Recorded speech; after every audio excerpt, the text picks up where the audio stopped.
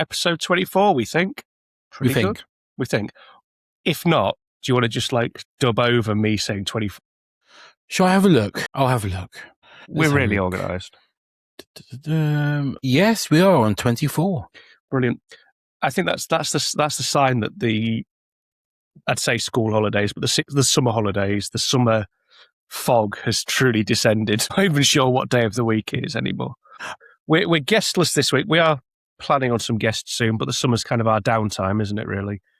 It is. And considering that this all started out of our daily conversations, this is the first conversation we've had in almost 2 weeks.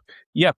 This is it. You see, the school holidays mess up our social life, in inverted commas, because we have our daily chats. And when school holidays are on, we don't have our commute, so we don't have our daily chats. We WhatsApp, but we don't chat. Yeah. That being said as well, there's been adventures going on. You've had some adventures. I've had As have you? I've travelled down south. Yeah. Across the middle of the country. We went to where them southerners are. Yeah, we've had some adventures. Call it a holiday. I've not been allowed to fly, so that's scuppered the plans for escaping the UK for a little bit of sunshine. But luckily enough, it's been the hottest summer on record, so I've managed to sit in front of a fan and cry about the heat here instead of going abroad to do it. Because those of you that know me know that I married someone who is essentially a sunflower, or as I've been affectionately calling her, a lizard person who lives in the sunshine, and I am essentially a piece of moss who longs for the shade. So, yeah. But yeah, we've had some adventures, so this is us kind of catching up, so you'll get probably some photography talk in here. There'll be some. But you'll also get us catching up on life, the universe, and all that. So, how do you want to? Would you like to go first? Would you like to be mother, or shall I? After you.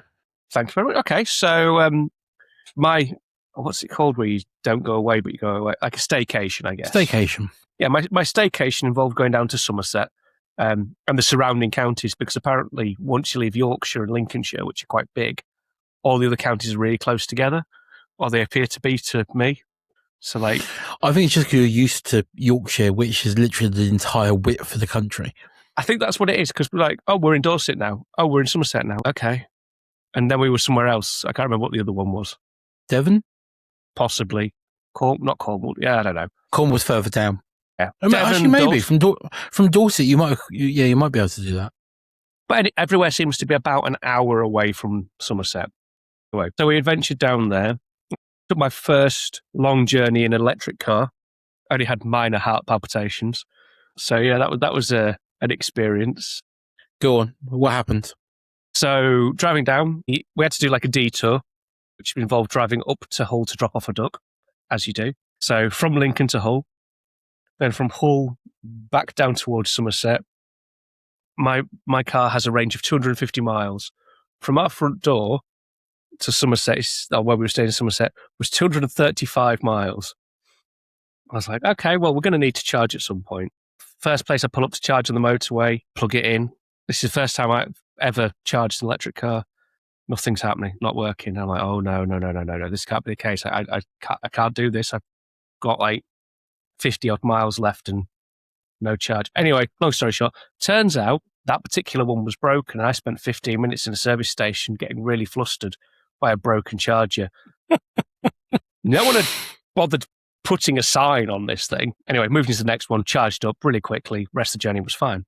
Return journey, road closures, sent onto some random B roads. I was feeling really like, I know how this car drives. I know I could be fine with a long distance with the EV. Yeah. Got down to like 10% on a B road in the middle of the country. Starting to get very nervous after a very long drive. Oh dear. And yeah. Was that better or worse than when you and me went camping in Scotland and we did the A9 in your old Fabia? It was kind of getting that way. It was a bit like, wow. Well, you admittedly, we've gone on to EVs. We're not even talking about photography. Sorry, people. You can skip this bit if you want. Anyway, there is the infrastructure there. I actually found an EV charging station quite easily. I think I was just panicking unnecessarily, but it did give a bit of a stress. But the point was, we went down to Somerset, And in Somerset, we went to Longley, which I've never done before. I've not been. No, well, I took a film camera, obviously, because why would I not take, a digital camera with loads of tech and a massively brilliant autofocus? No.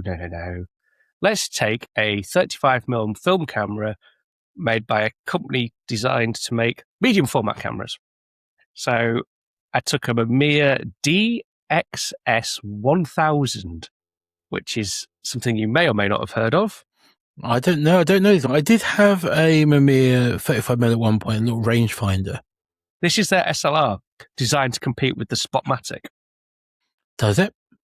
Well, yes. So apart from the fact it takes M22 lenses, which is great, apart from the fact that to use the stop-down metering, you have to use the Mamiya branded M42, which, fair enough. It's pretty amazing. Now, the Spotmatic was supposed to have spot metering, thus the name, but never did. It only had the average metering because they couldn't get it out in time for when they were releasing it.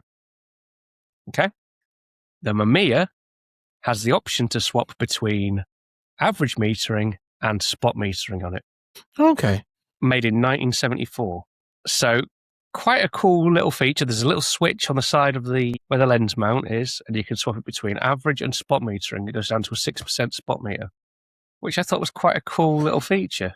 That's actually a better spot meter than my Polaris spot meter. Yeah. I don't quite know why they'd sort of just disappeared out of the 35mm market, because it appeared to be quite good. I mean, admittedly, their later ones were really plasticky, but anyway, it was in a bag of cameras that was given to me, and thought, why not? But yeah, so we went out on the hottest day in the year, around Longley Safari, and I got to ride around in my mobility scooter, which much the chagrin of the pedestrians around. Yeah, that was an experience. And beyond that, I went to Laycock Abbey, which was absolutely fabulous. It's great there, isn't it? I saw the Martin Parr exhibition. I say exhibition. For an exhibition, there wasn't a lot of work there. If you don't have a National Trust card and you have to pay to get in, I think I'd be a little bit peeved with that as an exhibition. As this is my review, people can disagree with me if they like. I probably will. I wouldn't pay just for the exhibition. The Abbey, yes. But I wouldn't say, if you want to see the Martin Parr exhibition, don't just pay just because of that. It's not enough to warrant it. Probably about 15, 20 pictures. Okay. I would say, though, I mean, I haven't seen that particular show, but I have been to Laycock a couple of times. Yeah. And I have seen some exhibitions there, obviously, when I visited. Yeah. There is, if you're going there to see the Martin Parr show, fine, great. But also remember, there is so much more to do with photography at Laycock Abbey. It's the home of photography. It's where it all starts. Which is it? And is the camera museum bit still there at the front? Yeah. I was going around going, got that. Need it. Yeah. And I know in the past there's been a camera obscura in the grounds. Yeah. Is that still there? I don't know. It wasn't when I went. Sorry, I'm going to put us on charge. But there was loads of stuff to do. And the lattice window. Oh, yeah, I got the lattice window without too many people getting frustrated that I was taking a picture. But, I think you just have to accept, so you go somewhere like Laycock Abbey, there's going to be people with cameras and they will be taking pictures. So just chill. Nice food at Laycock Abbey. I mean, the village, the little cafe there. Yeah. Nice little stroll. 2 pubs. Yeah, 2 pubs, yeah. It's a nice day out and a good photography experience. I say that the Parr exhibition wasn't bad, but it wasn't as exciting as I was hoping. There is a book, if you're interested. It's published by National Trust, not a photography. Are you looking for it? Do you have it? No, I've got a different one. It's upstairs, I think. Yeah. But there was a professor who was basically a curator for years. He died a couple of years ago. But when we took students, he gave them a tour and he signed my book for me. Now, there's a Martin Parr Laycock Village book where he's photographed all the people who live locally, all the activities. So there's the a local vicar, the tombola stand at the country fair, kind of what you'd expect from Pa in a small Somerset village, basically. There were some harsh critics, not me, not just me. There's some harsh critics there of the work, of vocalizing their opinions on the work. I don't think it was bad. I think you could see that it wasn't his opus, of his work, but it was. Are you looking at it now? You having a look at the Laycock stuff? I'll have a quick look. Just have a look. Yeah. Yeah. I mean, I think you can tell he was slowing down when this work was made in the way that he was shooting. It hasn't got quite the same snapshot. It's much more of a posed kind of work. Don't think it's not New Brighton. Okay. But at the same time, I mean, Martin Parr is one of those photographers who has reinvented himself so many times. Yeah. You've got the New Brighton stuff. You've then got... Well, you've got Bad Weather first. Bad Weather. You've got then a sudden shift to stuff like parking spaces. Yeah. It's again, I think it's sort of a drift back towards British culture, Union Jack wearing ice creams on the floor, but it's posed. It's Martin Parr meets Alex Soth, if that makes sense. Like the Niagara work. Yeah. It's like that, but in some, is it not Somerset, Dorset, whatever it is, whatever county I was in. Wiltshire, I believe, there. All right, well, the south. It was a county down there. Yeah, but actually, I'm just reading an article in The Guardian about the show. Yeah. And it's showing some examples that Martin Parr did back in the 80s as well. So it's not just like one visit. No, I see the 80s stuff wasn't on display on the walls. It was all modern that was on display. Must be in the book, the 80s stuff. I say there was only about 15 or 20 pictures up though. So that kind of, maybe the book is the place to go. The book was 25 quid. And, sorry, I just shut that because there's a parrot kicking off. Yeah, published by National Trust. So it's more of more catalogue-y. Oh, yeah, there we go.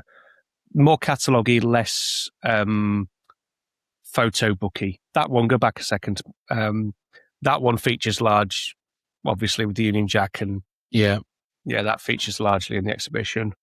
It was a good image, that. Didn't see that one. So this is from 1988, this one? Yeah. See, that one wasn't there, or wasn't displayed. I think the potato was. When was that? Doesn't say. Doesn't say, 2025, Yeah. Okay. If you're in Laycock Abbey, it's worth sticking your head through the door, but do it for the Abbey, not the show at the minute. The show's okay. Photo books, they've got a reasonable selection. Sontag, Berger, which we're going to chatter about later on, I think. But yeah, it was an adventure. I'm trying to think what else I did. Laycock Abbey. Had a go at making turmeric prints, so vodka and turmeric mixed together and extremely long exposures in the sun. How did that go? Yeah, it went. Did you get an image? For about an hour. Okay. Long exposure, get an image, and then there's no way of fixing it and it just disappears. I'd never done it before, and I was too cheap to buy a cyanotype kit while I was down there. I thought, this is sunny, it's nice. Well, let's clarify. I'm not too cheap. I have the chemicals at home and I refuse to buy them while I'm away. So, yeah, it was interesting. That was my kind of adventure. And yeah, I think I might be a convert to my mere 35mm cameras. Although I really don't need any more. But can we just point out, I didn't buy it. Gifted a camera. If it's not bought, it's still not breaking the rules. Although I do now have, once again, more 35mm cameras than I know what to do with, to the point of being, quite frankly, ridiculous. Well, I'm one camera less now than I was 2 weeks ago. Oh, aye. How's that gone? So my youngest niece, she's just about to go to college to study art, and she really enjoys photography as well. The camera I was given by my uncle when I was 12, 13, thereabouts, I guess. Yeah. Has just sat on the shelf for years, really not getting used. Couldn't get rid of it. Yeah. Couldn't sell it. But it deserves some action. So I decided to pass it on, and she was over the moon. And so I'm now minus a camera. Yeah. Well, it's like you're winning, and I'm having a serious problem with my addiction. I am planning before I return to work on doing a bit of a sort out, because I honestly can't even get through. If I shot a roll of film in every 35mm SLR I had, it'd take me all year just to get through the damn things. So they've got to go. Anything where I've got two of the same, it's got to be sorted now. Or in the case of Zen, it's 97 of the same, because every time you get a gift, every time someone goes, "I've got some cameras," and you go, "Yeah, sure." There's always in fact, I could anywhere in this house, I can stick my hand out and pick up a Zenit. This is a Zenit E with a auto Chinon zoom 90 to 190mm. I think I only own one Zenit, and I'm actually selling it. I mean, this is an Olympic one as well. I need to go through my Russian tat collection. If anyone ever breaks in, though, I've got no problem battering them with a Zenit. Like people have baseball bats or cricket bats under the bed. Just be me. Yeah, you and the Zenit E. Just running down the stairs waving a Zenit. I mean, yeah, it's probably the best use for one of these things, isn't it? What's this? How do you even open this one? Oh, I don't know. Oh, there we go. Beautifully engineered, that tat. Love a bit of Russian tat when it comes to cameras. Anyway, what about your adventure? Because yours has been international. It has. I've been to Somerset.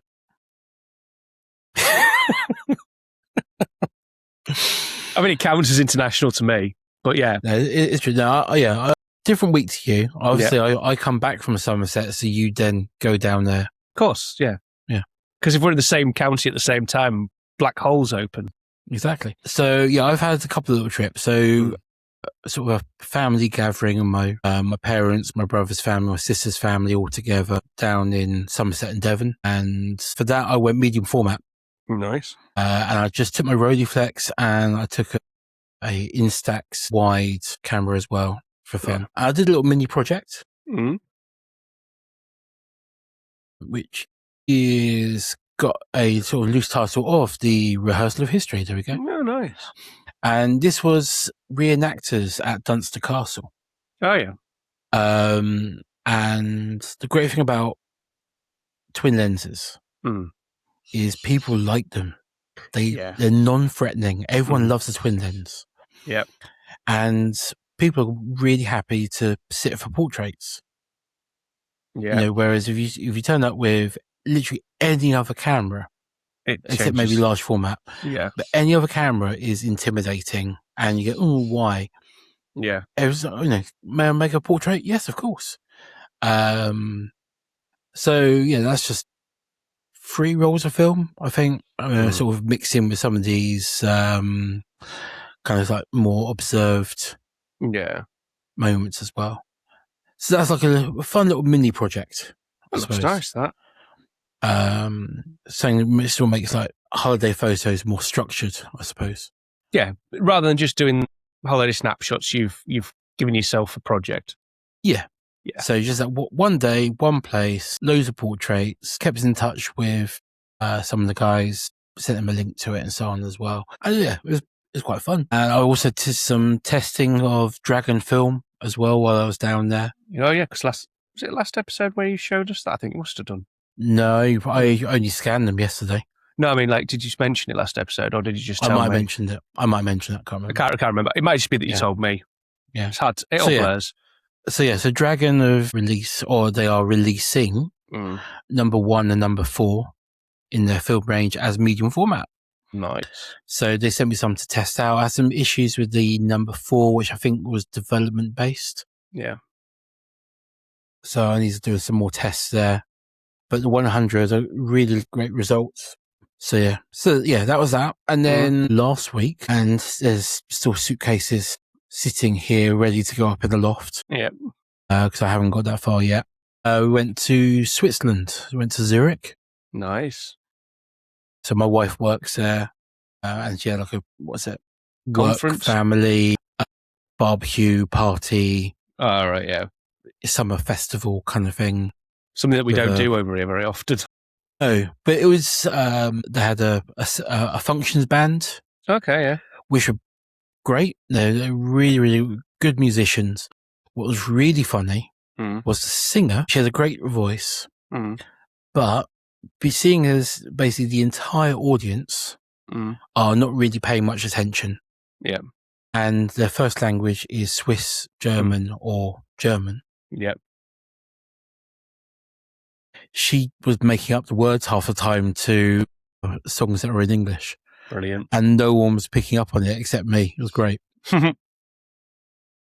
So, yes, there was that. And then went up in the mountains, did some street photography in Zurich. Nice. Took my daughter around the museums. Haven't processed those films. That's all 35mm. Okay, so that's good. Because I'm scared of taking medium format on the plane. Yeah, it's X-rays, it's airports, it's all CT scanners now, so it's even worse. So it's hand inspection or nothing really with CT scanners. But I just assume that anyone who works in airport security hates photography, is clueless about photography. I'm not going to say they're idiots. No, but they're not. They're not aware of it. Yeah, but they've got absolutely no idea how cameras work, how film works. No. And at least 35mm is recognizable in its shape. Yeah. Medium format, they just don't know where to start. Yeah, it's too so niche. I just don't risk it. I don't blame you. It's too much of a niche product, and it's too expensive for them to ruin it. So yeah, I need to process those still. I was going to do it yesterday, but I spent more time scanning stuff from Somerset and putting bits and pieces away, and the usual post traveling. Yeah, basically trying to avoid doing the post travel stuff because it's depressing. Yeah. Oh God, I hate unpacking. Yeah, agreed. When we come back from traveling, the only thing that gets unpacked properly is the cameras straight away go back into the cabinet. Film goes into the fridge.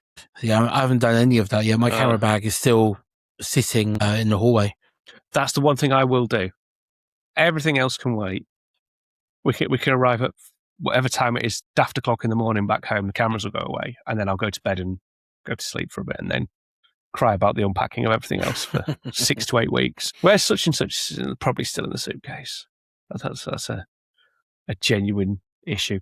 Anyway, we've drifted, but it's been photography, and we never said we were going to be focused in this episode or any of our episodes. No.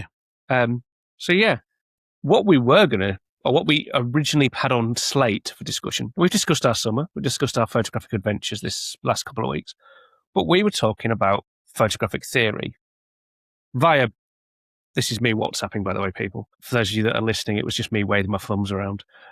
So we were discussing photographic theory. We've done this a few times, not really on the podcast, but certainly on our drives. When we were at university, we were introduced to a number of photographic theorists. Sontag would be the very first one. Berger, Geoff Dyer. Who else am I thinking? Levi Strauss. Levi Strauss, yes. I mean, I currently have this on. Why are you not going to camera? Focus on me, not the book. You fool. There you go. There we go. Seesaw by Geoff Dyer. Decided the book was a person, then for some reason did the camera. So The Ongoing Moment was one of my favourite reads for university, and I'm now reading Seesaw by the same author, which again we'll be talking about in a minute. Now, when we were introduced to all these photographic theorists, I think there was a little bit of, would you say, resistance from the majority of photography students towards photographic theory? I think so. I think you were hard pressed, and we're both teachers, so we can say this. Yeah. I think you were hard pressed to find an 18-year-old, 19-year-old who goes, yes, let's go and read a really, really dry, boring book from 1972. Yeah, this is true. You know, when you got the options of going into a studio or a darkroom or a location with a camera, or sitting in a room with a cup of tea and a hardback book. Yeah. Pretty much every student will go for the camera option first. Yeah. And that's absolutely fine. True. but the theory helps, and the theory gets you to make the more interesting work. However, it depends on what you introduce people to. Now, and how it's introduced, I think, as well. Yeah, now a lot of people are introduced to camera Lucida first, and I think that is possibly one of the driest introductions to photographic theory. I've never finished it. I have, but only after I'd left university. It's not a thick book. It is somewhere over there on the bookcase, but that would involve the camera tracking me across what is only to be described as my office chaos. So we won't go get it. It's about that thick, but it starts with a discussion about a photograph of Napoleon, if I remember rightly off the top of my head. Somebody will correct me. But the first... No, it can't be. Napoleon was gone before photography, wasn't he? Yeah. No, it talks about... I'm sure it's a... Hang on 1 minute. Would you believe I can't find the damn book? I can find so many theory books, but I must have taken it to work to lend to someone. Have you got your copy? No, I don't own a copy. I have I've got a PDF of it at work. Well, we'll have to cut that bit out. But anyway, somewhere I have a couple of copies, but obviously I think I must have taken it to work. So I don't remember getting a reading list at the start of the course. Well, we got it in the second year. Yeah, I remember the second year one, but it was very short. And it was Berger and Levi Strauss was basically the two books that were on the list. Yeah, those were it. Whereas, not Berger. Yeah. No, Berger. No, it was Geoff Dyer. Berger, Sontag, and Lucida, camera Lucida. Yeah. They were books in the first year. But I don't think I read them. I definitely did read them in the first year. I was right. Sorry, Pete, from a couple of weeks ago. Yeah. I was right. It is Napoleon. There's a photo. He talks about a photograph of Napoleon in the first chapter. Does it? Yeah. Which is about all I can remember, and I have read it, and I know I've got it somewhere. It's annoying me. I can't find it. My bookshelf is currently a delightful chaos. I took everything off before I went in for surgery, and then it's now been a very slow process of organising it and putting it back together. Yeah, it's an odd one. Then he talks about pictures of his mother, and it's all very difficult for an 18-year-old to get their head around. It's difficult for a 38-year-old to get their head around, if I'm entirely honest. It's also written in French and then translated to English, which doesn't help when you're trying to get students engaged. Yeah, I just couldn't. I couldn't get into it. I think the style of writing is too poetic. It's too poetic. Yeah. Well, this is what a lot of the time my students have said. It's too wordy. It's too. Why has he used 16 words when 2 will do? And I think that's the case. He's a theorist. He's an academic theorist being academic.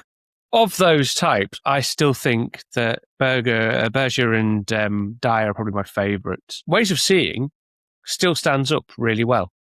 Yeah. Ways of Seeing, I think, was the book that, for me, made me realise that photographic theory was accessible.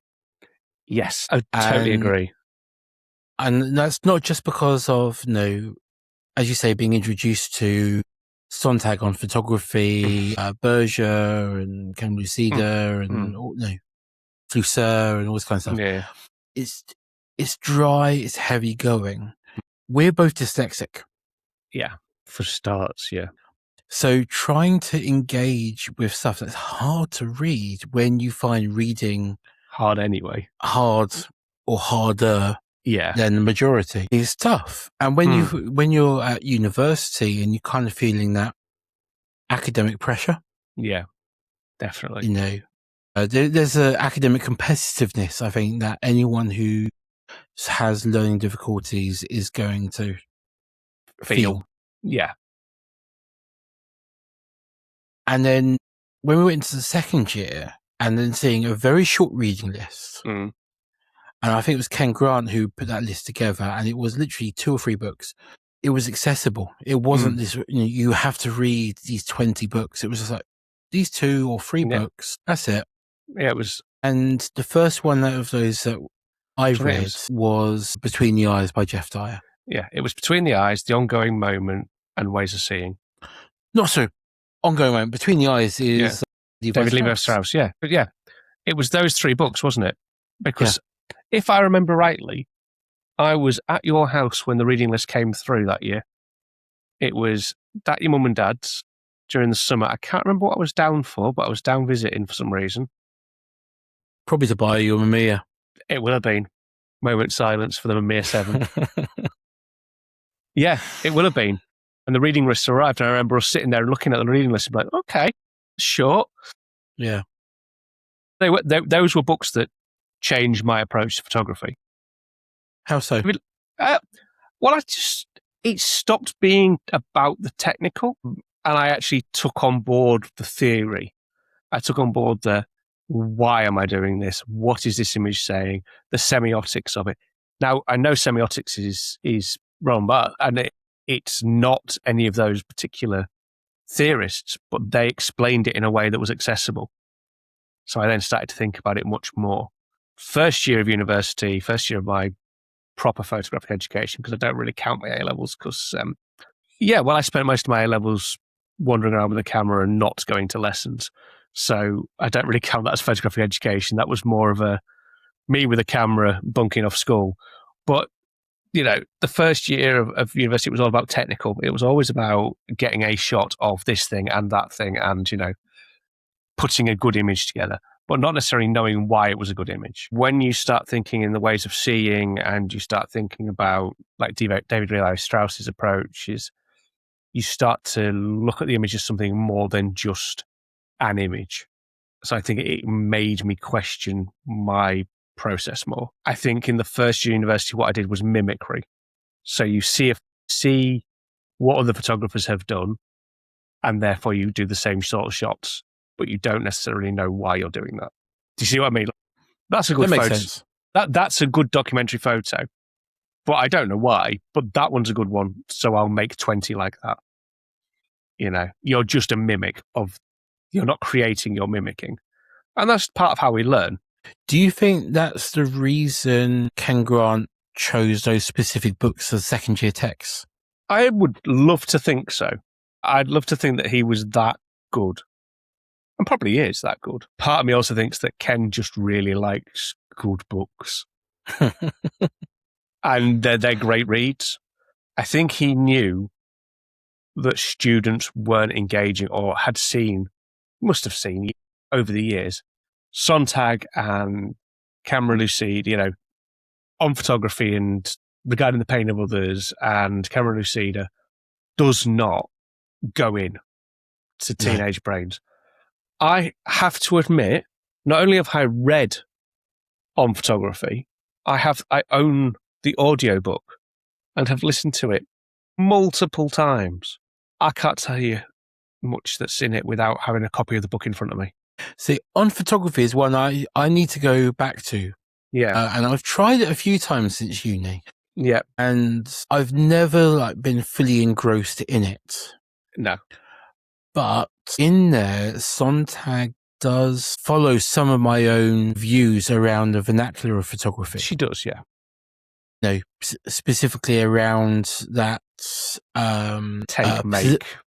That possessive nature of the language. And I think I need to go back and reread it with that heightened awareness, understanding and awareness of that. Yeah, it's difficult. I think as well, the problem with it is there's some great stuff about the consumer and the way we consume images in non-photography. The problem, again, is it's a newspaper column thrown into a book. So it doesn't always flow the most easily as you read it.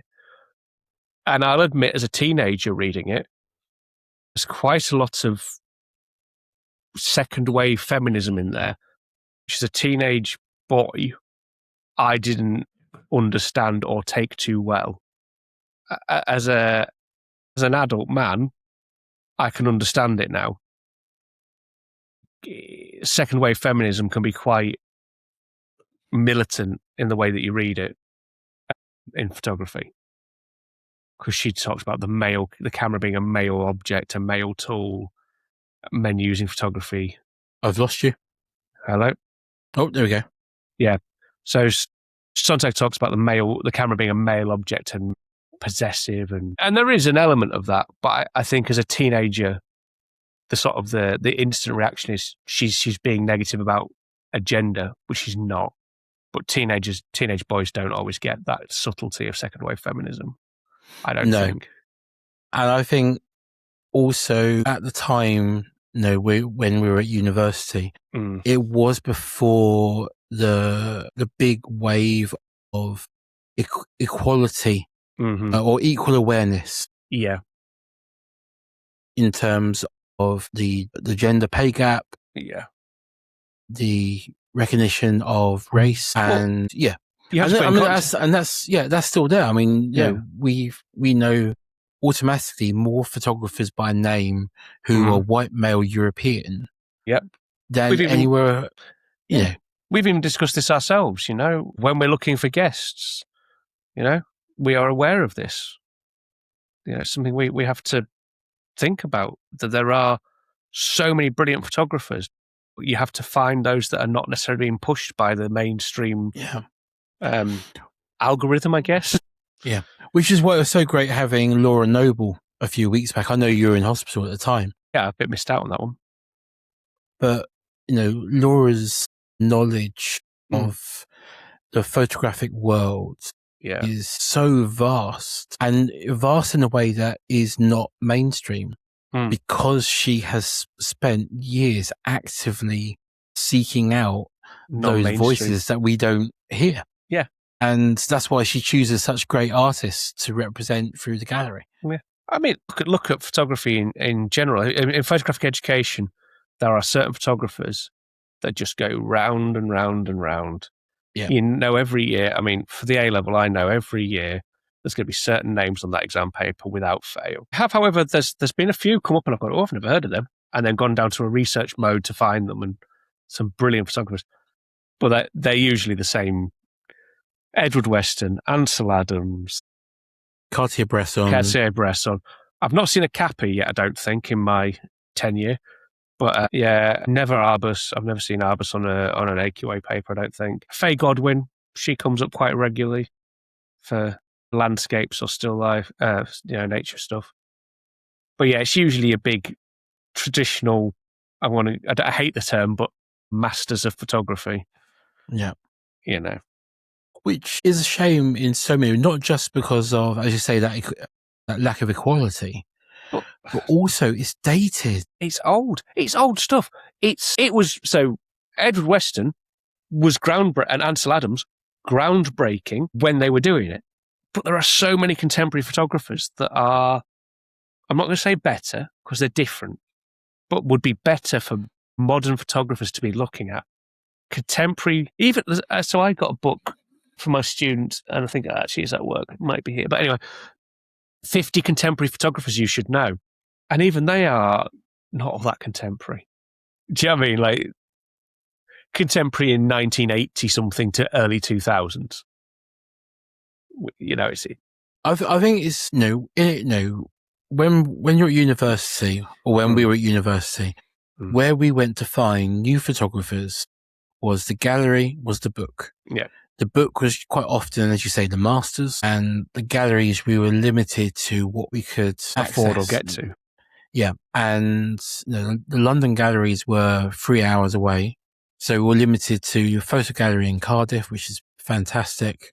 But quite small. That was kind of it. Yeah. That's all we really had to work with. And their bookshop.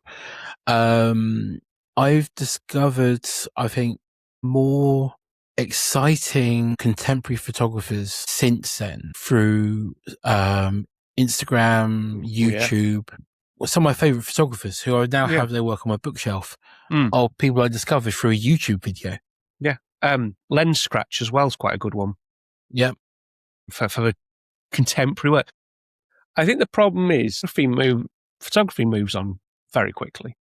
How we use photography moves on very quickly in 75% of the way. And then the rest of it doesn't change at all. So sometimes photographic theory is never going to change. The way you look at a photograph, the way we engage and read a photograph is highly unlikely to change much. You might change the context of a photograph. So there are some photographs from the Victorian era that show people from Africa, and it's its context has changed how we view it to a Victorian audience. But the technical side of that's not changed. The theory of exposure, light goes into a box, etc. That's all never going to change. I think what does change is how people are going to consume that. We're in a digital age. We were both married to film, but it's a film that's then scanned and made digital, and people engage with it in a digital format. And that's where you find the majority of the work now, and the contemporary work is there. If Henry Cartier-Bresson, I'm going to get shot for this now, just maybe need to put like a trigger warning in here. If Henry Cartier-Bresson was alive and a young man today entering photography, he'd probably use a Sony backdrop moment. He would. I'm sorry, he would. Because or something similar, something with loads of features, could shoot fast. That was the point. The Leica was that modern. It would be mirrorless, it'd be quick, it'd be light, wouldn't it? Yeah. Yeah. But I think that is because of his intention for the image. Yeah. But then the photography was never the end outcome in his... No, it was a sketchbook. His goals. Yeah. So, but I just think that it's in, people have this idea of the masters and their art form. And reality is they were using the most advanced technology they could get their hands on at the time. And I think we should do, in some respects, we should understand that in the way that people create work now. We should be looking for the contemporary work. There is a nostalgia element, or there's an element of using, like we talk about using film because it's a more analog process, a more creative process for us. It's the right tool for the right job. But both of us have done commercial work completely digitally because it's the sensible way to do it. Yeah. And I think that's something, you want to look at, these contemporary photographers, rather than trying to get an 18-year-old excited about a pepper. We've rambled, but it's true, Can you honestly say, look at Edward Weston's Pepper and go, hey guys, this is an exciting and contemporary photograph? It's almost 100 years ago. Is it really? That's how, yeah. I'm actually going to look up the year of it. Edward Weston Pepper year. I want to say it's like Pepper number 30, 1930. There we go. Okay, it's almost 100-year-old. I mean, that would be very rotten. I was going to say it's well past its use by date, that pepper. But that's kind of, I think, when you look at the way photography is moving, the theory is more contemporary, but we still raise our photographic children on really old content. Okay, so let's kind of go back on track because we've wandered. We wandered big time there. Okay, so ongoing moment, Geoff Dyer, for me, is definitely one of the key. I'm going to say contemporary. Yeah, because contemporary-ish. It's from the 90s. Yeah, but I think one of the key books that students or people who are learning about photography should read. Yeah, because of the way it explains ideas, and I love how it starts with. I think it starts with a fence. When the fence is the first. Yeah. And then it goes over what that fence means, and it's Walker Evans. No, it starts with Paul Strand. Paul Strand blind. That's where it starts. Yeah. And it goes from this blind lady with a sign around her neck to someone else who's blind playing an accordion, and then from that accordion to the funeral for wasn't Kennedy.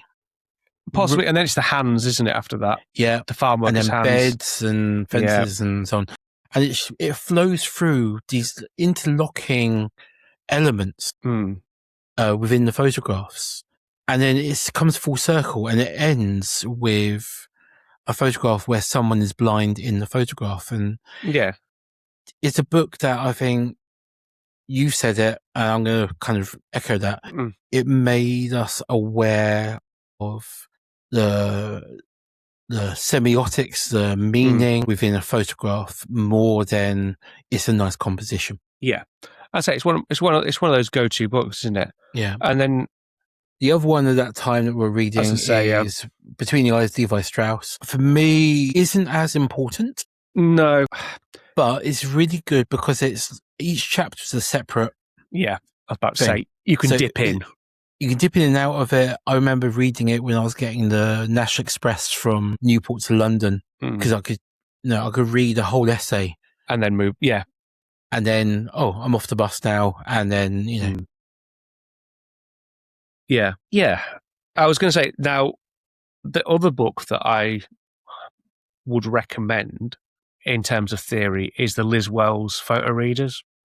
I haven't read it. I've got a copy. I haven't read it. So that kind of brings together, that's again, little chunks or little photo essays all brought together. So there's the photo reader and there's another one she's done. And they get updated though. So there's like the 5th edition or something now. Okay. And I find that is a really good way of accessing theory. It isn't one theorist, it's a compendium of photographic theory. I often find that's a good, again, it's that kind of Levi Strauss the books like that. And it's intimidating as hell when you go, right, here is a book and I just want you to read one chapter out of it. And they're like, oh my God. Yeah. But it's a great reference book. And then you can go and read more in detail from there.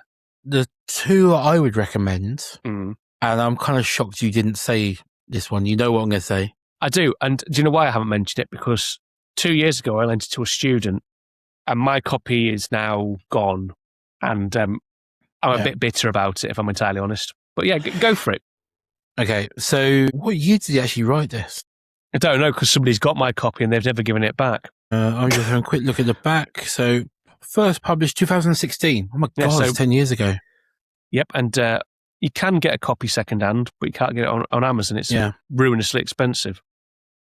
So, 10 years ago, Stuart Franklin, Magnum photographer, wrote a book called The Documentary Impulse. Which is a damn good book. There's my copy. And as you can see from my copy, if you are looking on YouTube or Spotify, this is an insanely quotable book. I don't think I've ever put so many Post-it notes into one thing before. And it's honestly one of the most enjoyable reads on photography. And it doesn't even start with photography. It talks about cave paintings. What is documentary? What is it to document an event, a people, a community, a place? What does that mean? And the first example in the book is a cave painting. Yeah. I just hope one. Yeah. Yeah. And I remember getting it 10 years ago. My copy signed, by the way. My copy could be signed. Okay. I mean, it could be signed. It could be propping some student's desk up at the moment. Can you tell how salty I am about this? Oh yeah, absolutely. But I remember reading it for the first time. I've read it 2 or 3 times now, and just that first moment of cave paintings are documentary in the same way as Robert Capa D-Day landings. It's a record of an event. It's telling a community about what has happened, on that hunt. You're telling that story visually, the same way as the D-Day landing photographs are portraying what happened in Normandy at insanely early time in the morning. Yeah, there's this human nature is to document. It's why there's a billion photographs of what people eat on Instagram. So that's my number one. Okay, I think currently my number one is still The Ongoing Moment. Have you read, what's the other one he did? Work in the Room. Yes, I liked Work in the Room. Now I have a digital copy on my Kindle, but yes. Very, very different. And it's more along the lines, I suppose, of Between the Eyes in that each chapter is its own entity. Yeah, and again, Seesaw's a bit like that as well. The only thing I am going to criticise photography theory books about is the cost. They aren't cheap. I mean, a lot of mine I've bought on secondhand or eBay. Some, however, have cost a significant amount of money. And I remember seeing when I've got a hardback copy of Seesaw, when it came out and it was posted on Instagram, and the initial price was a little eye-watering. And there were people commenting, you talk, the accessibility of photography, the engageability of photography. Yeah. But unfortunately, photography books do have that premium they do price tag. And I remember I've got at least one book by every major tutor I've had. So I've got Clive, Ken. Yeah, got Clive, got Ken. I don't have one of Paul Rees, but I do have an old Photo Works magazine with his work in. See, I've got 2 of Paul Rees's, one of which I paid grossly over the odds at a book auction while trying to impress my now wife. And I've got 3 or 4 of Pete Davis, who we had on a couple of weeks ago. One I don't have is Dr. Ian Walker. And I remember looking at his books on Amazon at one point. Yeah. And, as theory books go, they are some of the most expensive. It's about 50 quid. And I just can't justify that on a book. No. I think this is where photography is not cheap. I remember back in the day, many moons ago, when we signed up for the photography course, being told, and I can't remember which lecturer it was, but expect to spend £1,000 more than someone doing any other degree per year. I bet that was Pete. That sounds like Pete. I think it might have been Pete. And he wasn't wrong, because even when film was cheap back then, it wasn't cheap. No. And it's an expensive... I mean, as a teacher of it now, I know how much it costs to run a course, even a small one. I remember using Fuji medium format film at £5 a roll because it was £1 cheaper than Kodak Portrait at £6 a roll. Yep. Kodak Portrait, £6 a roll. I know. Do you remember that? A Kodak Portrait VC. What a disgusting product that was. No, I think the most I've ever paid for a theory book is this one. This is my number 2. So Poetry and Photography by P.H. Emerson. This is not a contemporary book. Not by any stretch. No, P.H. Emerson was 1800s. There's a little bit of controversy around him as an individual as well. True. Yeah. I just found an old bookmark in here, which I can't pronounce. It's that train station in Wales. Yeah. I know the end is go, go, go, go. Yeah, that one. Yeah. Sorry to all Welsh friends. Yeah, sorry. We're not Welsh. But this is a really, really good. It's tiny. And this book, I didn't pay retail price. I got it cheaper. But the retail price is £29 for this skinny little thing. Ridiculous. Yeah. Whereas you can get... go on. I was going to say. Whereas you can get camera Lucida for 99p, or in fact, probably a penny. If It's also available on Google as a PDF. Yeah. Very true. Which is probably the best way to read it. Yeah, it's how I've got a copy of it. It's that way. But in terms of like the early understanding of photography, Emerson was a really good educator. Yeah. And he was University of Sussex, I think. Yeah, something like that. And I think this was for Cambridge as well. Yeah. I can't remember. But he had this great way of explaining the art of photography. So it wasn't about the why or the context, but it was about understanding how to work with light. And it's written very poetically. It is, yeah. But, yeah, good solid book. And there's a sort of combination of different parts of his lectures and so on in there. Yeah. Well, there you go, folks. That's kind of our take on photo theory, if somewhat randomly included cameras, trips to Somerset, and a British Swiss experience, I guess. Here's a little bit of Emerson for you. Go on. No one should take up photography who is not content to work hard and study so that he can take pictures with his own eye only. The artist works to record the beauties of nature. The bagman works to please the public.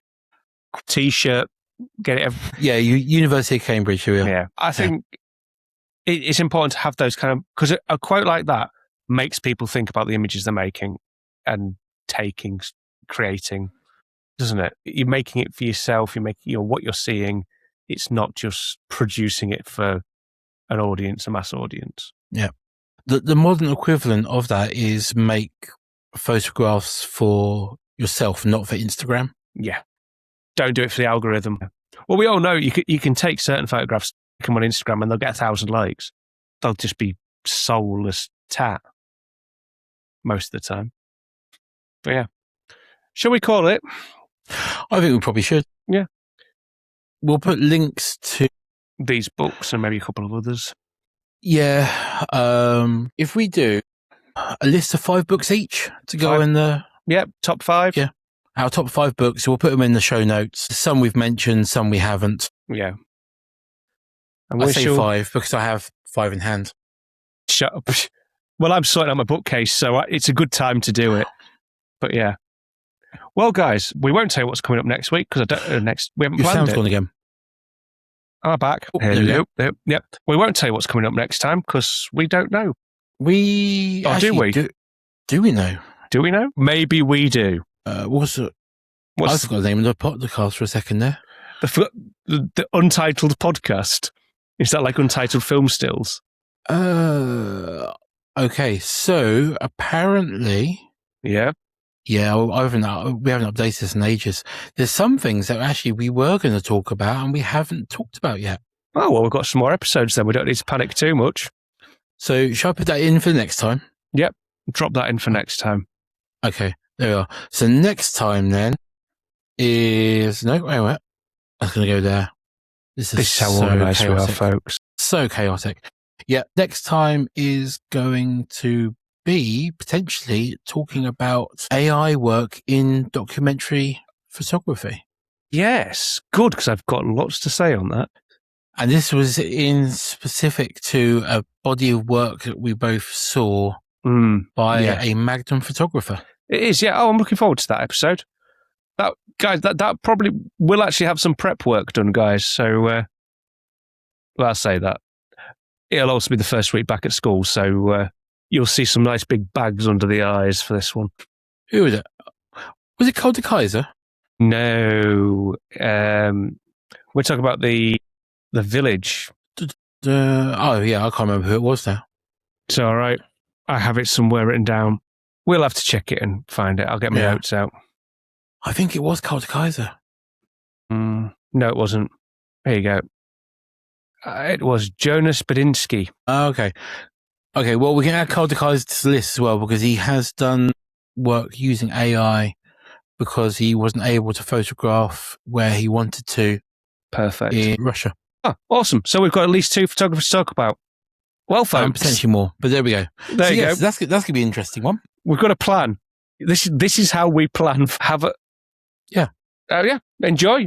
I hope you've enjoyed our ramblings this time. And we'll see you next episode. Bye-bye.